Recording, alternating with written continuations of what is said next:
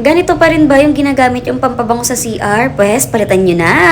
Hello guys! For today's video, meron na naman tayong i-unbox na parcel. Umorder lang naman ako ng pampabango sa CR namin. Yung dati ko kasing ginagamit, ilang araw lang, lusaw na. So, dalawang binili ko, yung lemon tsaka honey peach. Alam nyo guys, nakabox pa lang yan pero amoy na amoy ko na yung scent niya. So, ganyan yung itsura niya. Tingnan nyo naman kung gaano kalaki yan. Sabi sa mga reviews, ilang months daw nilang nagagamit to, kaya umorder talaga ako. So, ito naman yung honey peach. Sobrang bango rin nito.